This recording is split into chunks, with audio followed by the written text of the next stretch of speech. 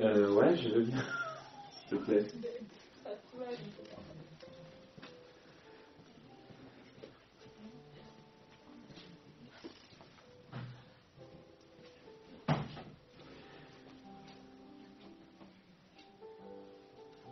Alors, il est 14h, hein, c'est ça? Ouais. On se donne jusqu'à 14h45. On refait la pause de 5 minutes.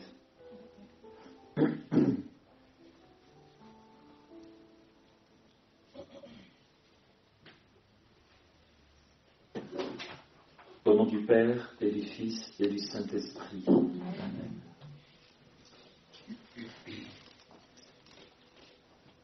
Réjouis-toi Marie, pleine de grâce, le Seigneur est avec toi. Tu es bénie entre toutes les femmes, et Jésus, le fruit de ton sein, est béni.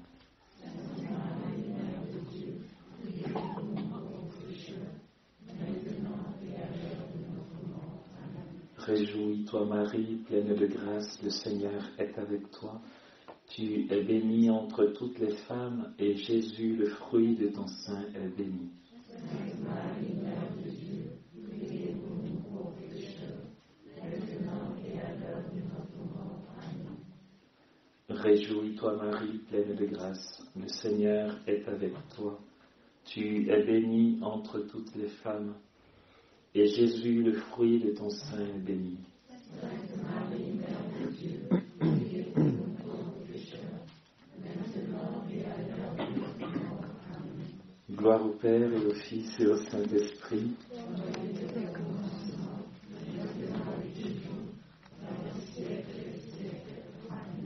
Marie, Mère du Verbe. Marie, épouse de l'Esprit. Marie, Reine des Apôtres.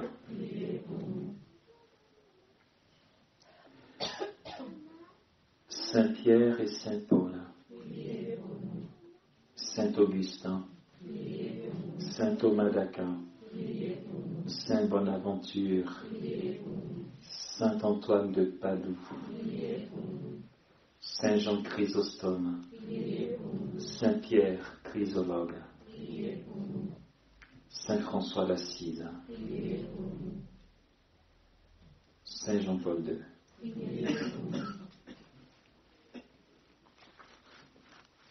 Amen.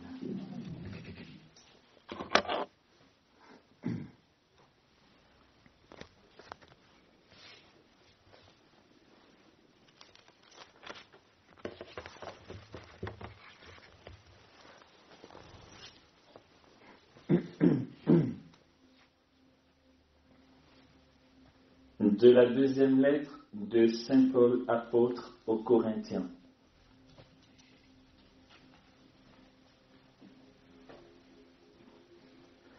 Mais ce dont on se prévaut, c'est en insensé que je parle. Je puis m'en prévaloir moi aussi. Ils sont hébreux, moi aussi. Ils sont israélites, moi aussi. Ils sont postérité d'Abraham, moi aussi. Ils sont ministres du Christ, je vais dire une folie. Moi plus qu'eux. Bien plus par les travaux. Bien plus par les emprisonnements. Infiniment plus par les coups. Souvent j'ai été à la mort. 5 fois j'ai reçu des Juifs les 39 coups de fouet. 3 fois j'ai été battu de verge. 1 fois lapidé. 3 fois j'ai fait naufrage. Il m'est arrivé de passer 1 jour et 1 nuit dans l'abîme. Voyage sans nombre, danger des rivières, danger des brigands, danger de mes compatriotes, danger des païens, danger de la ville, danger du désert, danger de la mer, danger des faux frères, labeur et fatigue, veille fréquente, faim et soif, jeûne répété, froid et nudité. Et sans parler du reste, mon obsession quotidienne, le souci de toutes les églises. Qui est faible, que je ne sois faible. Qui vient à tomber, qu'un feu ne me brûle. S'il faut se glorifier, c'est de ma faiblesse que je me glorifierai. Le Dieu et Père du Seigneur Jésus, qui est béni éternellement, sait que je ne mens pas. À Damas, l'ethnarque du roi Arétas faisait garder la ville des Damascéniens pour m'appréhender. Et c'est par une fenêtre, dans un panier, qu'on me laissa glisser le long de la muraille, et ainsi j'échappai à ses mains. Il faut se glorifier, cela ne vaut rien pourtant. J'en viendrai aux visions et révélations du Seigneur. Je connais un homme dans le Christ qui, voici 14 ans, était-ce en son corps, je ne sais, était-ce sans son corps, je ne sais, Dieu le sait.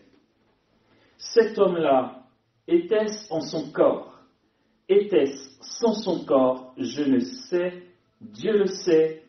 Je sais qu'il fut ravi jusqu'au paradis et qu'il entendit des paroles ineffables qu'il n'est pas permis à un homme de redire.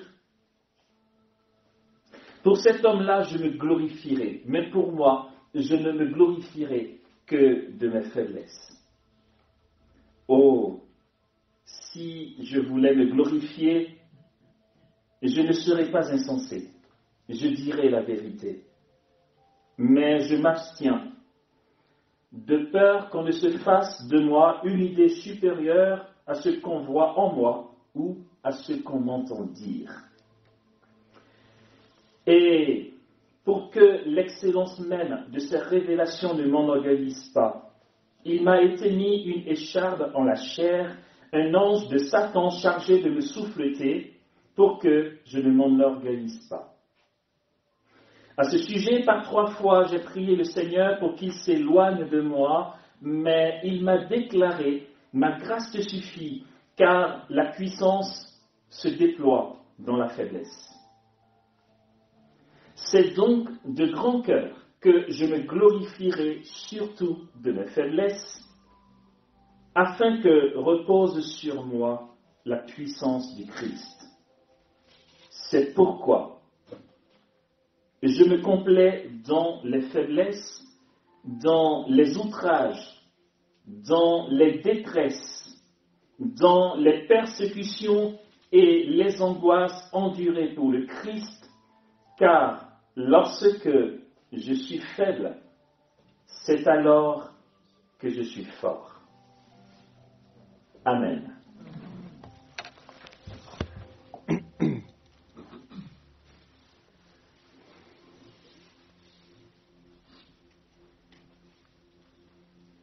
Il était important, dans la première partie, en matinée, que nous déblayions cette grosse question des origines, le mystère du mal, parce qu'après, je dis, même si l'on peut apprendre que la souffrance fait partie de la vie humaine et de la vie chrétienne, il y a toujours cette petite mouche en nous qui dit, mais à la fin, si Dieu avait évité, si tu étais plus seul pour tout le monde, en fait. Et donc ce matin, on a pris le temps de voir ce qu'en dit l'Église, les origines, Dieu qui permet que le mal entre dans le monde, même s'il ne l'a pas voulu. Le catéchisme est assez clair, Dieu n'a pas fait le mal, il n'a pas voulu le mal, mais il l'a permis. Et dans sa souveraineté, il ne permet qu'aucun mal n'arrive s'il ne se sait pas suffisamment puissant pour en faire un lien. Ok ? On a déblayé cette partie-là. Voici que il y a une autre approche que le chrétien est censé avoir face à la souffrance qui est entrée dans le monde. Et maintenant, nous ne savons aucun dégât du péché originel. Rien de ce que le mal peut faire ne sera trop fort pour que Dieu en fasse un bien. De toute façon, si Dieu ne permet pas que mal arrive, il n'arrivera pas. Il faut que nous retenions bien. Il y a nos choix libres et il y a aussi le cours des événements. Il y a des mots, M-A-U-X, il y a des mots qui n'arrivent pas, que Dieu ne permet pas. Parfois, nous vivons des souffrances que nous jugeons tellement fortes qu'on a l'impression que Dieu ne fait rien pour nous. Vous savez quoi? C'est le démon qui se vante de choses. Dieu n'a pas besoin de se vanter. Nous sommes partis de chez nous ce matin, nous sommes arrivés ici. Ça nous paraît évident. Qui nous dit que c'est évident? Est-ce que Dieu a besoin de nous dire, tu sais, Amos, il devait y avoir un accident super grave que je n'ai pas permis. Il n'a pas besoin de le dire. Et ainsi, chaque jour, sa présence et les anges et sa grâce et sa puissance nous préservent de tellement de choses sans que nous le sachions. Mais ce qu'on va faire, par contre, c'est de faire un zoom sur le moustique qui nous a piqué pour dire, non mais moi je prie et Dieu ne me protège pas. Mais qu'est-ce que tu sais qui ne te protège pas? Tu sais ce qu'il t'évite? Je disais à une de nos sœurs de l'équipe d'école de prière, je dis, si nous savions le degré de haine du démon contre nous, en fait, ce n'est pas le gars qui est juste pas sympa. Le démon est foncièrement mauvais. Non, mais c'est le mal même. Il n'a pas de répit dans son plan contre nous. Il faut le savoir. Il est alimenté de haine profonde.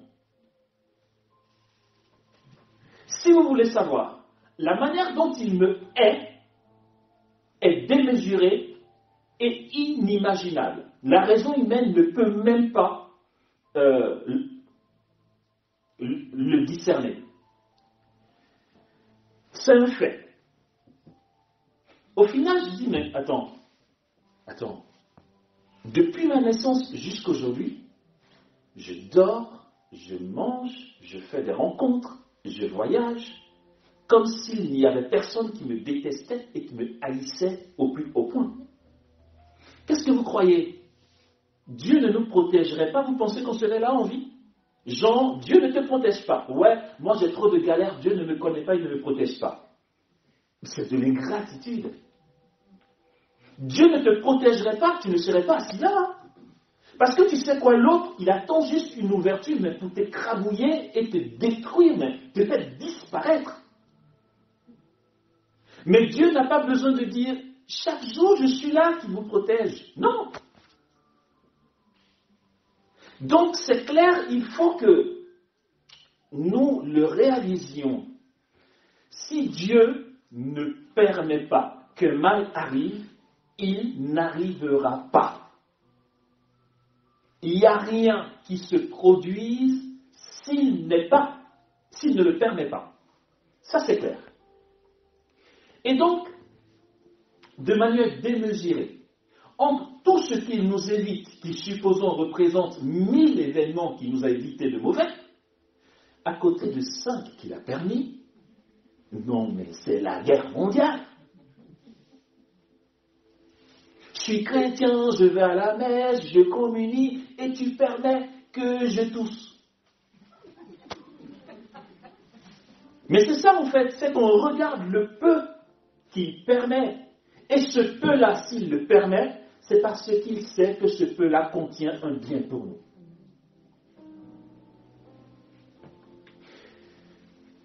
Il y a un homme d'église, un évêque, il faut le dire, que j'ai connu dans un des pays d'Afrique. C'est pas la Côte d'Ivoire. et je ne dirai pas non plus. Il est mort maintenant, il y a peut-être 3 ou 4 ans, d'empoisonnement. Il a dû venir à Paris pour se faire soigner. Il est resté très longtemps à être traité et finalement, il était bien grand, bien costaud, non, bien vivant, quoi. Et quand j'ai été le voir ici à Paris, mais franchement, je ne l'ai pas reconnu. Il était squelettique, mais il avait du mal à marcher. Et il a été empoisonné. Et puis, il en est mort. Et il y a un frère qui me dit, non, mais je ne comprends pas ça. Attends, c'est un évêque, quoi. Mais comment Dieu peut permettre ça? Non, mais je ne comprends pas. Je lui ai dit, non, il ne faut pas voir ça de là. Il ne faut pas voir ça de cette manière-là. Avant de te poser la question, demande-toi toutes les fois où Dieu l'a préservé d'autres choses. Cette fois-ci, Dieu a permis. Il faut s'en faire un credo. Ce que Dieu permet contient un bien. Il faut s'en faire un credo. Si c'est arrivé, plutôt que de dire Dieu ne m'aime pas, pourquoi ça m'arrive? Pose-toi et dis-toi, ok, qu'est-ce qu'il y a comme grâce là-dedans? Un peu comme les pubs que tu vois dans Paris, on te met gagne 1 million. Là, tu t'arrêtes, tu dis, ok, c'est quoi l'arnaque derrière? Parce que, je veux dire, c'est pas la société actuelle qui va me donner 1 million, quoi. Voilà, c'est ça le truc. Dis-toi, ok, c'est quoi la grâce dans ce truc?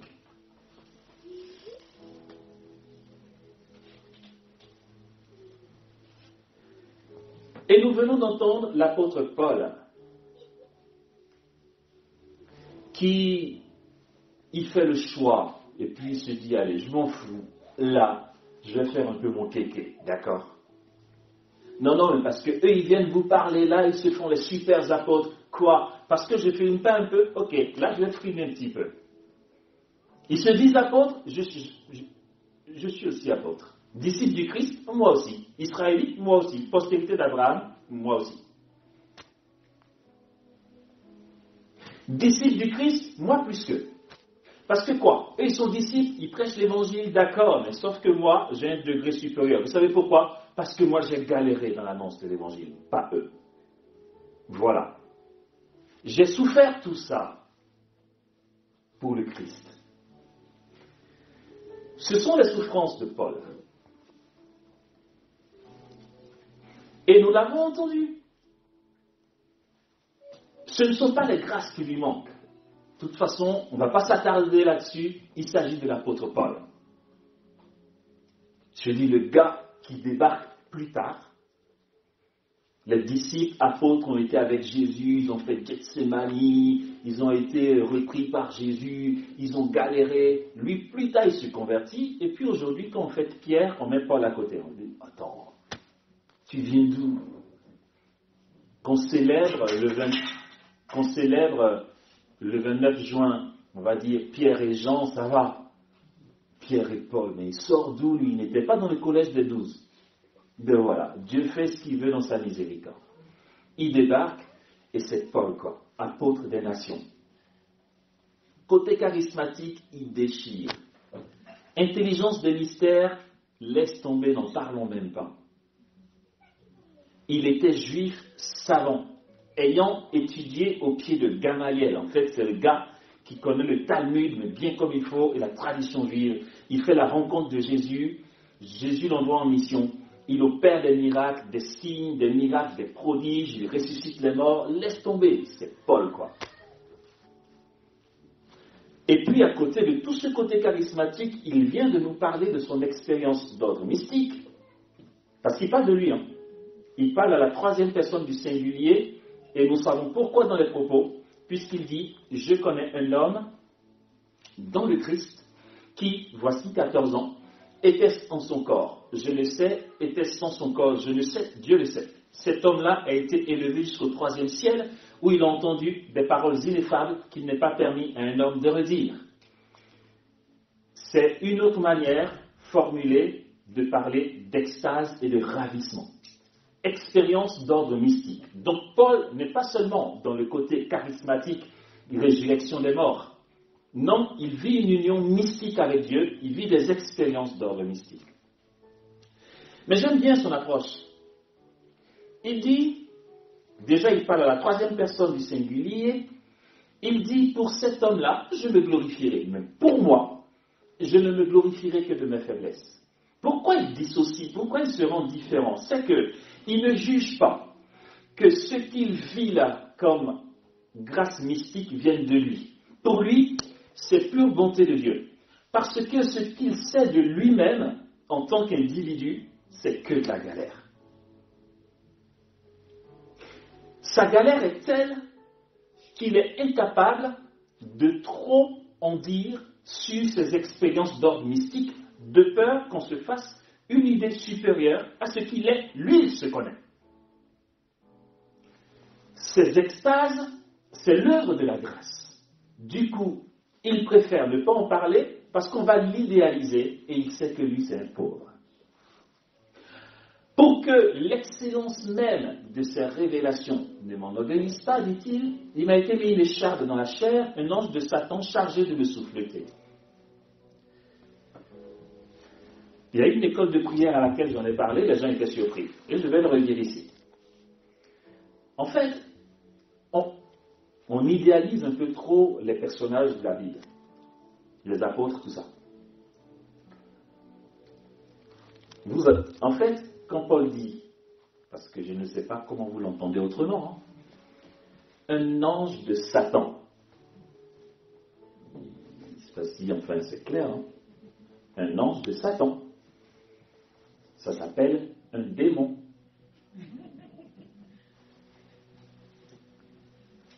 Chargé de me souffleter. Afin que je ne m'enorgueillisse pas. Je dis ça dans notre français d'aujourd'hui. Quand tu as un démon, on dit quoi? Tu es infesté? Non, c'est pas ça. Paul dit, pour que l'excellence même de ces révélations ne m'enorgueillisse pas, Dieu a permis que je sois infesté d'un démon. Ouais, tu connais pas un prêtre que je peux voir parce que j'ai fait un cauchemar, j'ai l'impression qu'il y a un démon qui me suit. Ça va, attends. Non, mais je sais pas, méga catastrophe. Je vous parle de l'apôtre Paul là, ok? Il a l'humilité de le dire. Dieu agit en moi puissamment, mais je suis infesté, les gars. T'es sûr? On aurait dû changer de prédicateur. Ben, voilà, autant changer parce que je suis infesté. Et 3 fois, j'ai dit à Dieu, vous voyez, les gens cassés, brisés. 3 fois, j'ai cassé, brisé.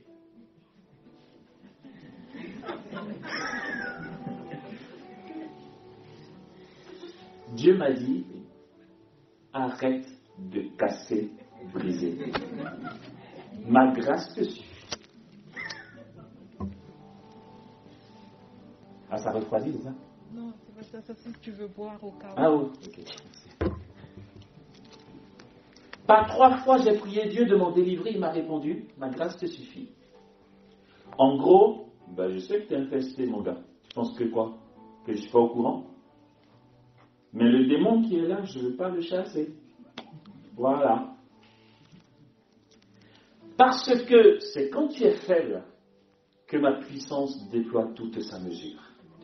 Paul dit, ah ouais, c'est donc de grand cœur que je me glorifierai, surtout de mes faiblesses, afin que repose sur moi la puissance du Christ. Mais nous autres, les chrétiens d'aujourd'hui, oh purée.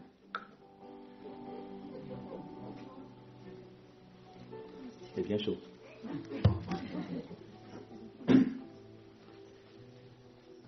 Ma grâce te suffit car ma puissance déploie toute sa mesure dans la faiblesse. Nous parlons de l'apôtre Paul.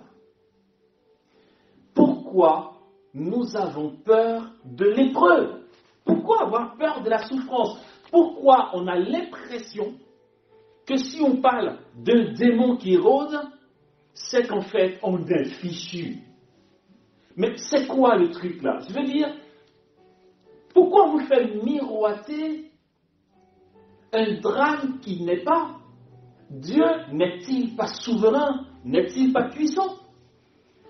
Que le démon ait été là à embêter Paul ou pas, aujourd'hui, on parle de Saint Paul, apôtre des nations, qui enseigne et nous lisons ses lettres, ses écrits nous édifient et nous faut trouver Dieu. Il est dans le paradis. Enfin, c'est bon. La catastrophe, elle est où là?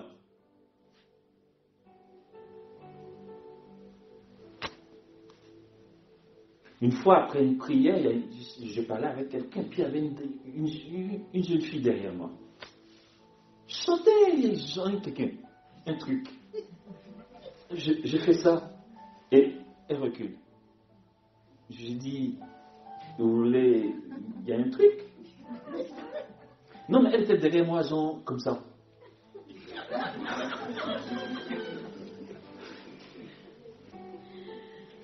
Elle dit, non, finissez, il faut que je vous dise quelque chose. J'ai dit, ok. Je l'ai trouvé assez original, mais bon, je vais l'écouter. Hein.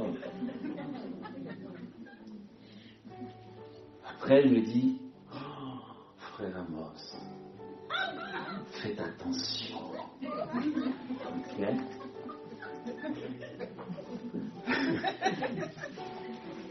Faut beaucoup prier le rosaire. D'accord? Parce qu'il y a un démon qui vous suit. Oh, d'accord. Je dis, ben, bon, merci pour l'approche, mais vous ne m'apprenez rien de nouveau. Elle fait genre, ah bon, vous le saviez? Qu'un démon vous suit? Je dis, enfin, je veux dire, l'apôtre Pierre, il est clair, hein, il dit, soyez sobres et vigilants, parce que votre adversaire, le démon, rôde comme un lion rugissant, cherchant qui dévorer. Donc, que tu sois venu me faire ta révélation ou pas, je sais que le démon rôde. Donc, on fait quoi de nouveau? Pourquoi faut-il qu'on le dise d'une autre manière avec un ton comme ça? Pour nous donner la trouille. Et finalement, on va mobiliser toute notre énergie pour aller combattre quelque chose que Jésus a déjà vaincu à la croix. Et on ne va plus aimer Dieu, quoi. Je lui dis, le peu de force que tu as, mets-le à réjouir le cœur de ton Seigneur. Je lui dis, vis ton cœur à cœur, quoi. Tu as quelqu'un qui t'aime et qui en est mort. Réponds à son amour. Vas-y, vis ton love, quoi. Il y a un autre qui vient te distraire. Et puis, toute ta vie chrétienne va être résumée à faire des jeûnes, des prières, de protection, parce que...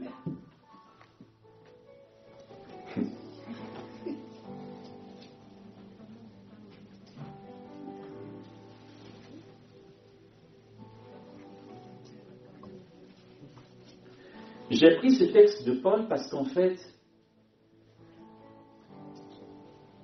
c'est bien qu'on soit réaliste.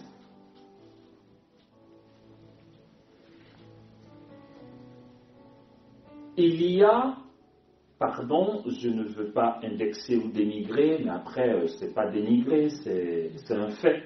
Je veux dire, la doctrine, c'est la doctrine.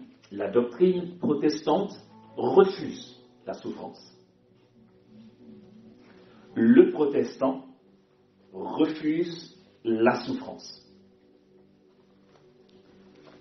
Quand il y a un peu de souffrance, c'est pas normal. On va prendre les moyens pour que ça dégage. C'est pas normal que je sois serviteur de Dieu et que je souffre. Le pasteur Thomas Roberts, vous en avez entendu parler, Thomas Roberts? Enfin, c'est un vieux de la vieille, hein, il n'est plus en vie. Mais je veux dire, c'était l'un des référents au niveau protestantisme dans les années 70, quoi. C'est Thomas Roberts, quoi. C'est un incontournable. C'était un incontournable. Il a dit vers la fin de son ministère, quand il a pris de l'âge, c'est très beau. Pour un protestant, c'est très beau. Parce que la vision des protestants, c'est Dieu m'a béni, je suis prospère matériellement, je ne souffre pas, tout baigne. Il faut que tout baigne si Dieu m'a béni. Mais vraiment, ils sont comme ça. Et il va dire quelque chose. Il dit, pendant tout mon ministère, je n'ai pas beaucoup souffert. J'avais tout ce qu'il me fallait. J'étais préservé de souffrance. Quand tu entends ça, tu te dis, est-ce que c'est réaliste son affaire? Est-ce que c'est vrai? Mais c'est la fin qui est géniale. Il dit, je n'avais pas réalisé.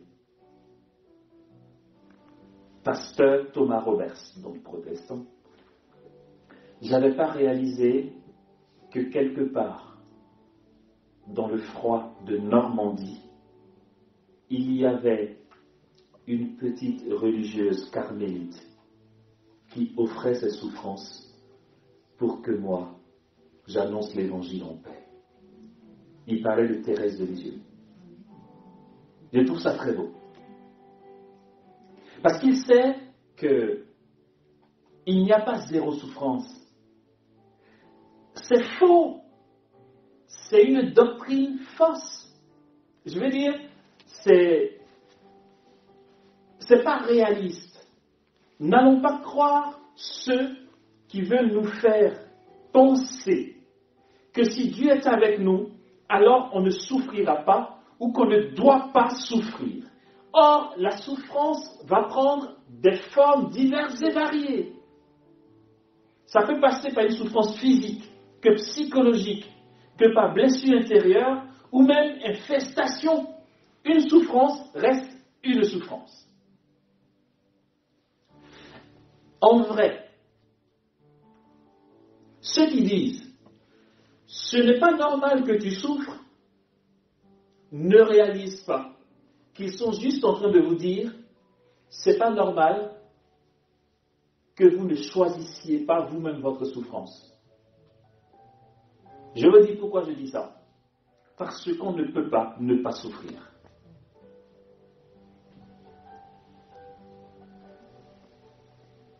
C'est simplement que la vraie souffrance féconde et rédemptrice, c'est celle qu'on ne choisit pas justement.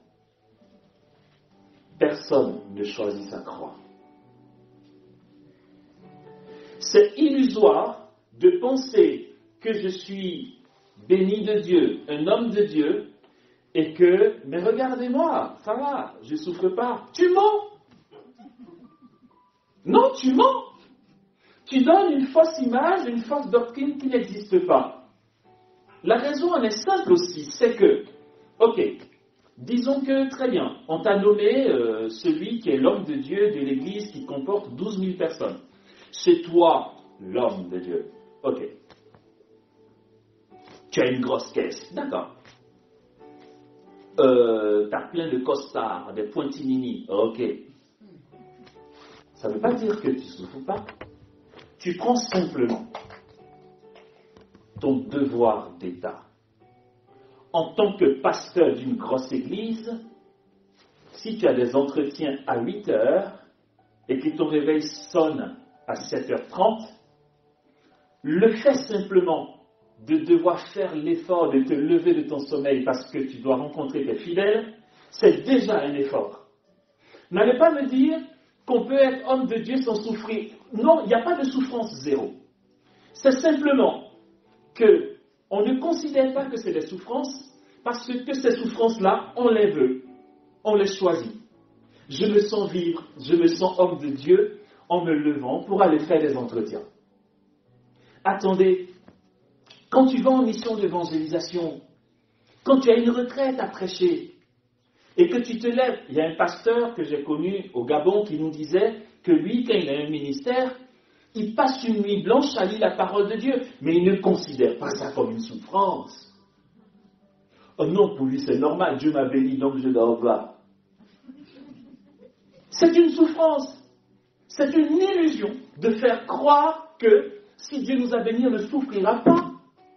On ne peut même pas servir, on se dit serviteur de Dieu, on ne peut même pas servir Dieu sans souffrir. Et c'est ce que Paul dit ici, c'est clair. Danger des rivières, danger de la mer. Et il dit, ça c'est sans parler de mon obsession quotidienne à annoncer l'évangile. Prends ta part de souffrance en bon soldat du Christ.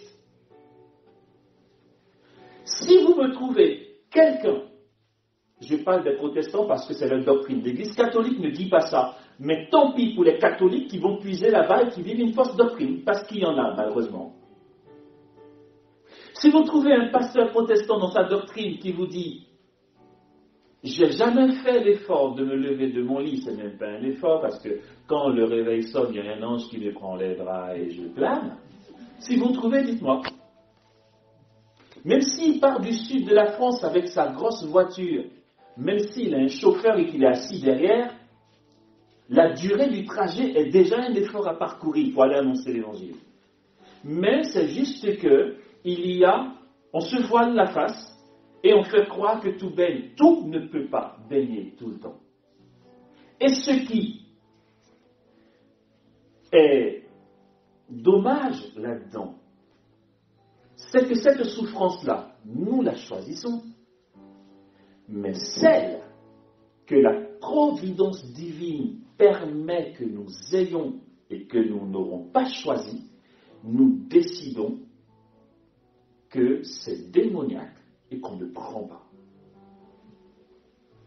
Frères et sœurs, la vie sur cette terre est truffée de souffrances. Pourquoi tu ne vas pas voir ton curé pour lui dire « Mon père priait pour moi parce que le bébé qui vient de naître de moi ne fait pas ses nuits, il faut lui donner le biberon chaque fois qu'il pleure. » Mais vous allez aller voir le curé quand, je ne sais pas, peut-être que l'enfant commence à faire un peu de fièvre, ou bien que vous-même vous avez la fièvre de manière régulière. Dites-moi la différence entre les deux souffrances. Dans l'un, ton enfant pleure, tout en toi te dit c'est normal, c'est la vie. Il faut lui donner le sein, il faut faire le biberon, tu regardes là, il est 3h15, et là tu remues le biberon, tu machin, tu le donnes à l'autre, il se couche, et là, oh, je suis fatigué. Mais on n'en entend pas parler. À aucun moment tu n'iras dire, mon frère prie pour moi parce que tu sais, je suis une mère qui allait son enfant.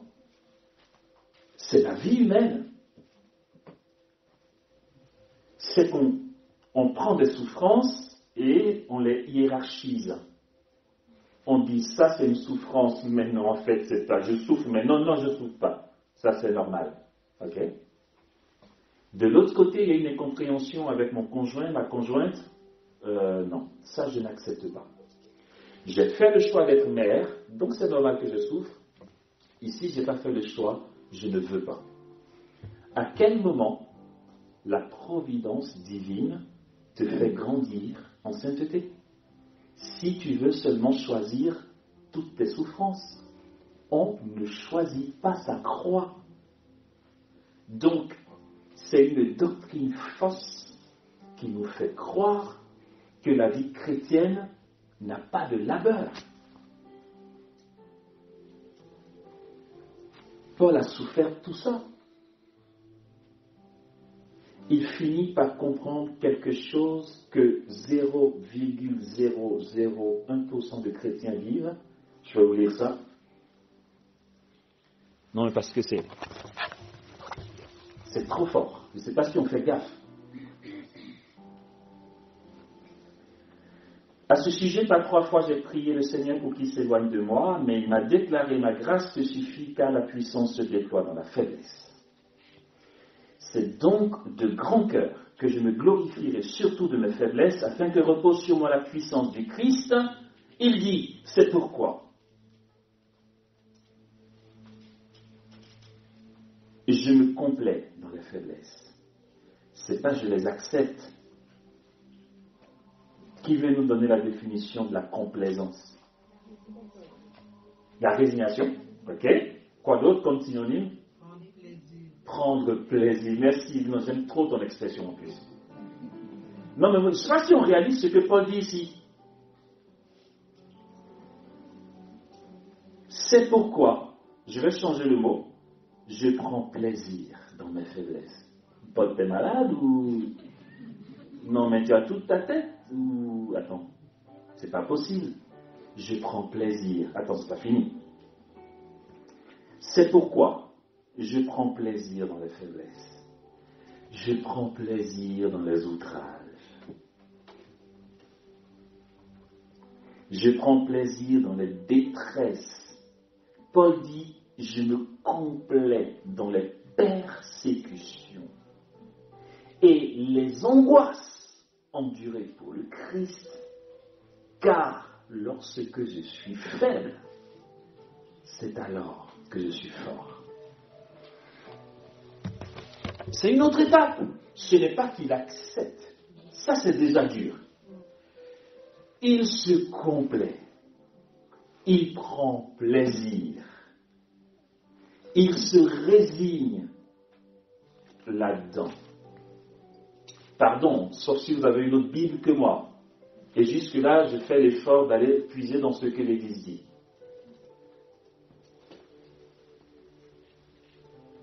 Mais parce que, et nous allons aller là-dedans, parce que, frères et sœurs, il y a quelque chose. On va monter d'un cran dans notre rapport avec la souffrance. Il y a quelque chose de la souffrance qui fait partie de notre identité de chrétien.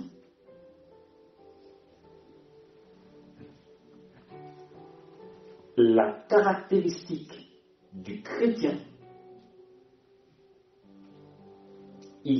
dans les caractéristiques du chrétien, il y a la souffrance. La souffrance ne peut pas faire partie des caractéristiques du chrétien et entendre en même temps que si tu es chrétien, tu ne souffres pas. Et je vais vous dire comment et en quoi la souffrance fait partie des caractéristiques du chrétien. L'une des caractéristiques majeures du chrétien. Et, pour vous mettre l'eau à la bouche, je tourne encore autour. Cette caractéristique-là, si tu ne l'acceptes pas, alors tu perds ton temps. Parce que les fruits que tu veux porter, l'autorité que tu veux avoir, la sainteté que tu recherches, tu ne les auras pas. C'est une grosse contradiction que de vouloir être un chrétien qui porte du fruit, qui est, je ne sais pas, une renommée, un ministère puissant, et refuser cette caractéristique-là. L'une des caractéristiques majeures du chrétien, de l'identité du chrétien.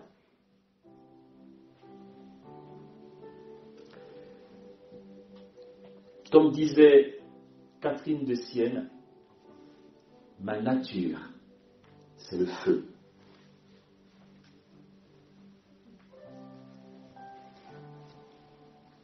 Ok. On va faire un petit parti-lecteur. Ouais. C'est le moment de 5 minutes. Dans 5 minutes.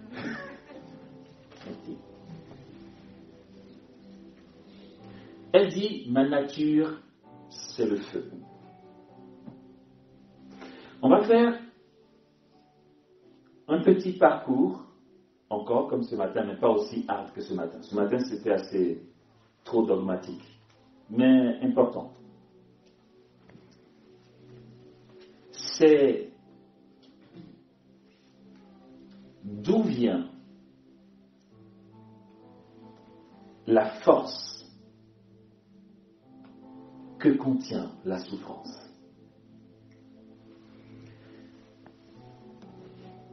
Ok. À votre avis, est-ce que avant la chute, il y avait la souffrance?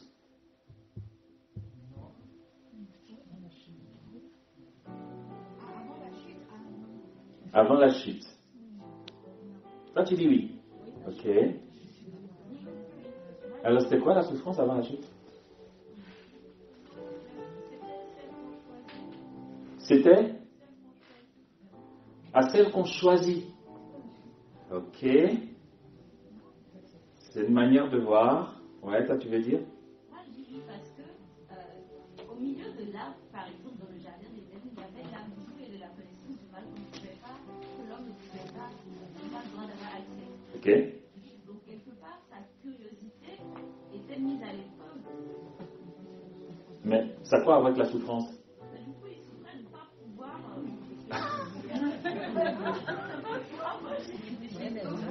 Ok. Ouais, elle dit le fait de ne pas pouvoir manger à la pomme interdite était une souffrance pour eux. C'est pour ça qu'ils ont mangé. Comment? Non, on a dit tu ne mangeras pas. D'accord, mais manger. Ouais, c'était une interdiction. Oui?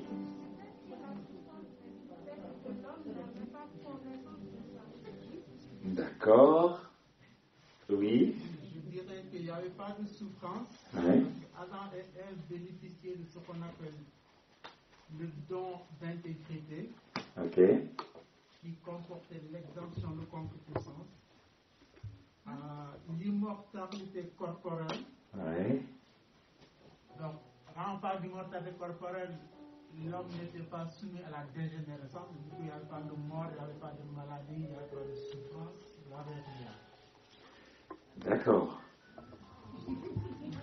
Ok. Oui. Moi, je sais qu'elle existait parce que l'arbre de la connaissance du mal et du bien était déjà là. Ok.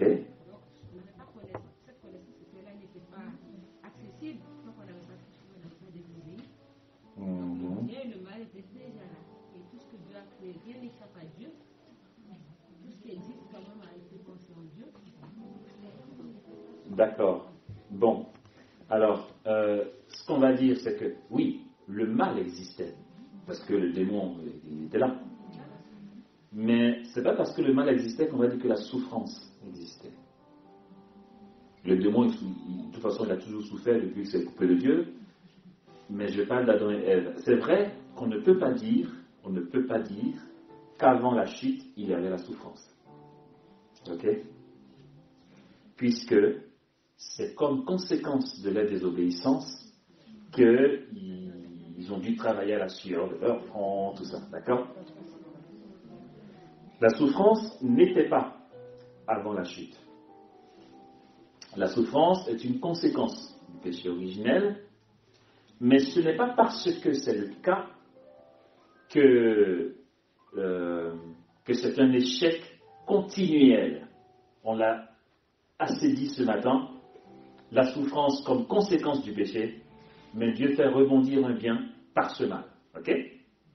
C'est bon ou... Non, parce que c'est important. Je veux dire, en théologie, si on dit que la souffrance existait avant le péché, c'est une erreur théologique. Mais que le mal dans la personne de Satan existait avant la chute, oui. C'est parce qu'il était là, d'ailleurs, qu'il a tenté. Ça, c'est sûr. Ok? Cette souffrance-là est la conséquence du mal. Et la souffrance est un mal en soi. Il ne faut pas appeler bien un mal. la souffrance est un mal en soi. C'est très important. Je m'arrête en finissant sur ce que je dis là. C'est que ce n'est pas parce que nous sommes en train de voir la place de la souffrance dans la vie chrétienne qu'il faut déduire que la souffrance est en soi bonne. Non. Dieu n'a pas fait le mal. Il a permis. Parce qu'il sait que de ce mal, il peut faire sortir un bien. La souffrance est un mal en soi. Si elle peut être féconde aujourd'hui, c'est justement parce que Dieu se sert d'un mal qui a sévi pour en faire sortir un bien. C'est très important de dissocier le mal en soi et ce que Dieu est capable d'en faire. C'est compliqué ou on se suit? Je reprends? D'accord. Alors, la souffrance est un mal en soi.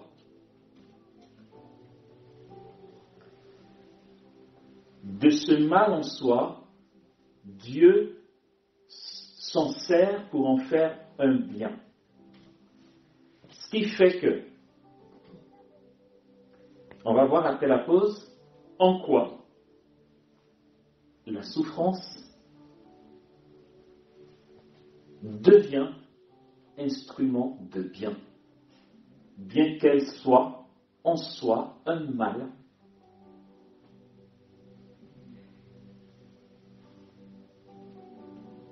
J'espère que ce n'est pas très compliqué. C'est un peu ce que Jésus dit par rapport à l'argent.